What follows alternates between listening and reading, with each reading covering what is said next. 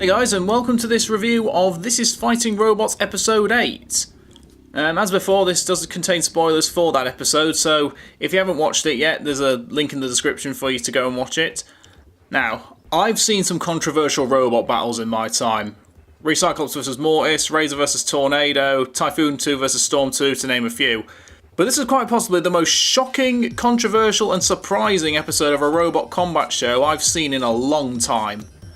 So, with that being said, let's get on with the episode. So, following another week of waiting around in the arena for the results to be read out, at this point I'm presuming that there'll be missing posters out for all the Roboteers and audience members, Greedy Snake won last week's celebrity battle for the blue team, and it earned Zhang Yisan a wildcard, and with that he chose to resurrect 2 Barbecue. And then the show didn't waste any more time and introduced us to the surprise format change of the week! This time, each team would put a robot forward, and the opposing team would pick which of those robots they wanted to battle. It was an interesting idea that I've not seen before, but it took me a little while to grasp what it was, mainly because of the lost in translation element. Now the blue team chose Weber, which was a Russian robot, wedge-shaped flipper, which had previously been on Robot Wars World Series. And the green team, led by Zhang Shuang, again I'm sorry if I pronounce these Chinese names wrong, she put forward Tanshe, which is a flipper robot built by John Reed and Gabe Stroud of Robot Wars fame, and Wu Chen of the red team picked Great White, the Australian robot that got through last week. Sa Benning sat the round out. The blue team chose to fight Tanshe of the green team, and Weber gained an early advantage and almost had the fight. It was throwing Tanshe around, getting it on its back a lot, and Tanshe was about to be counted out, but then it self-righted with 1 second left. And after that, it wasn't messing around. It launched a vicious series of attacks on Weber, and it almost got them out of the arena. The second half of that battle turned it in Tanshe's favour, and it gave them the victory. But Weber did put on a great display of driving and aggression, and they should be proud of themselves for getting this far, and for standing up to Tanshe for as long as they did. Green team was the next to pick a robot. They chose Tungsten, which is built by the same people who built Carbide, former Robot Wars champions. The red team chose Orbi Blade, which was a bar spinner which is very low to the ground, built by a South Korean team. In the battle of the vertical and bar spinners, Orbi was severely damaged as Tungsten's vertical spinner knocked them into the air, almost sent them flying to the ceiling. It was quite entertaining to watch, especially when they put a blooming ruler underneath it. But the battle was decided early on and Tungsten took home the victory. Again, I'm sad to see Orbi Blade go, as they had quite a lot of potential and they were capable of standing up to the big robots a lot of the time. And it's refreshing to see a robot from a country that doesn't have a massive lineage in the sport. So the episode was going really well so far, 2 great battles between 4 great robots. Let's see how they continued this greatness. Oh, another highlight reel. I already moaned about these in episode 2 of This Is Fighting Robots. But to reiterate, I hate highlight reels. I hate it in Clash bots, I hate it in Battle bots, and I hate it here. It just comes off as lazy from a production standpoint. Like the producers think the actual robot fighting we came here to watch is less important than all the padding or the filler. Which you shouldn't even need to have if you're a bridging fight so you can fit it all in. The editing on these highlight reels is so fast, made worse by all the graphics, that it's impossible to tell what on earth's going on.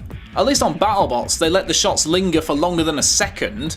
Not to mention, it's insulting to the Roboteers too, who put all their hard work and time into their robots, only to have what might have been their proudest moment cut out for the sake of celebrity filler. They could have easily cut a lot of the celebrity banter and given us those 2 battles in full. I wouldn't harp on this so much if the show wasn't called This Is Fighting Robots.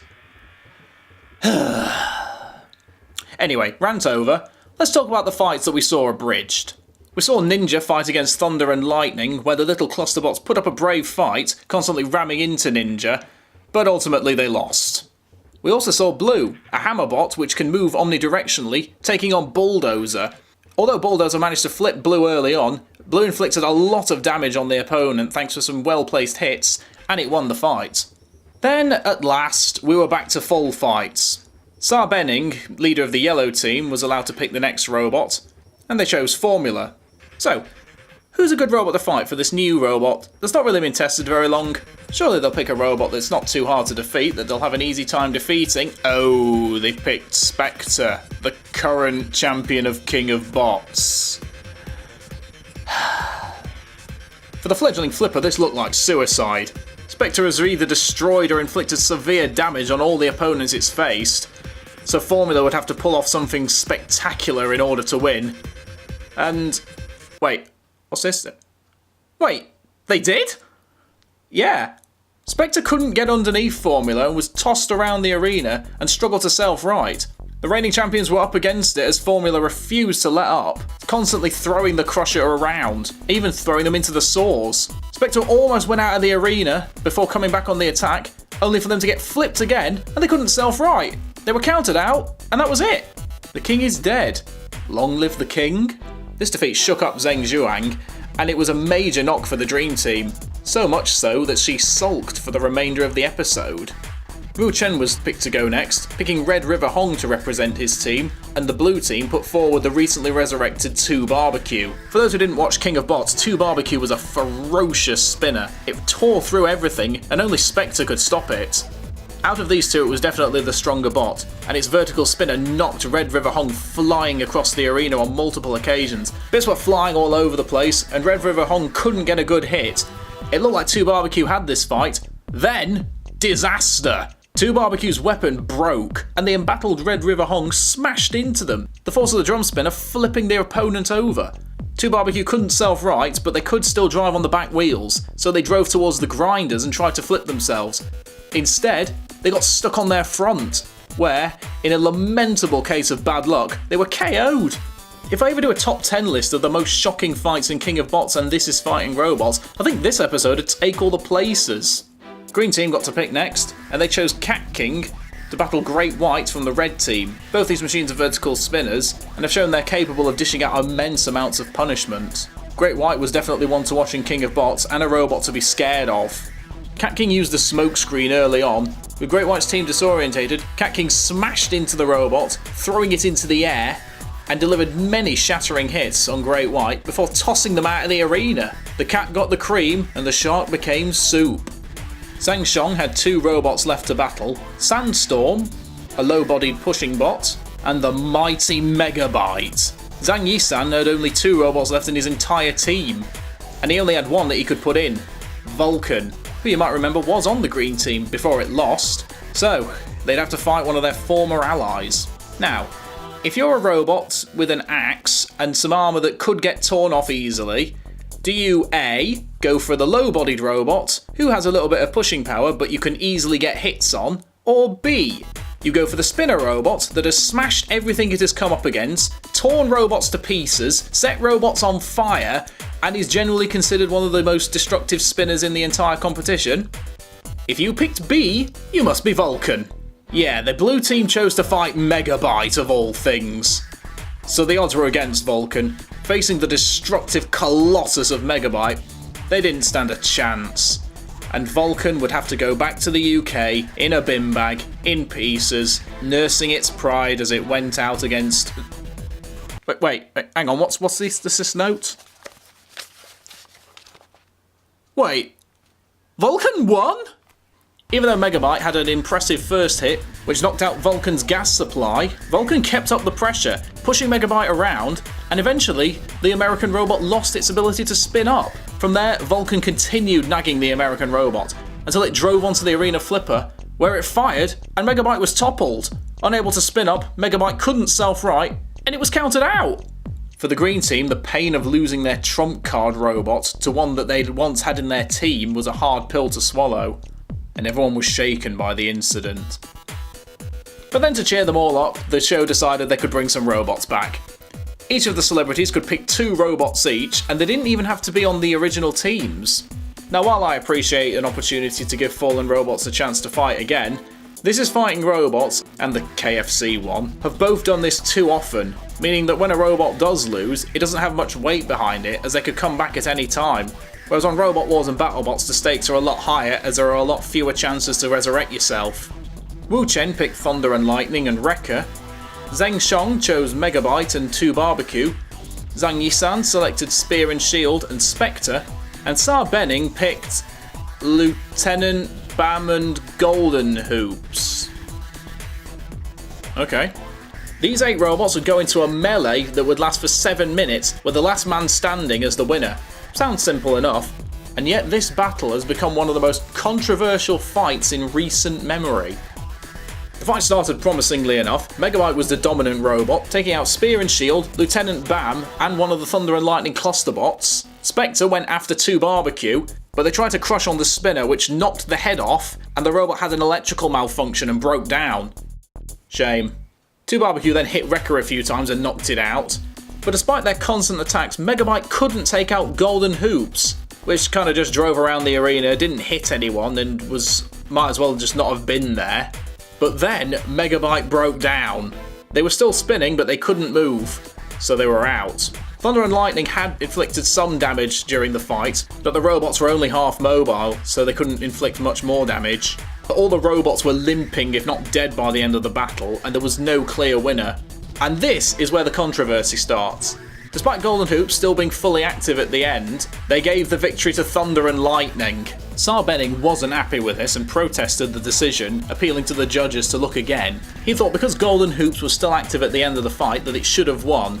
Some of the Roboteers agreed with this observation, but others just wanted to get rid of Golden Hoops anyway because it was useless. And to be honest, I agree with that. I don't like it when robots come in and don't do anything and just kind of sneak through. So seeing this robot get given wildcards multiple times and yet still sneak through when other better robots have fallen by the wayside really annoys me.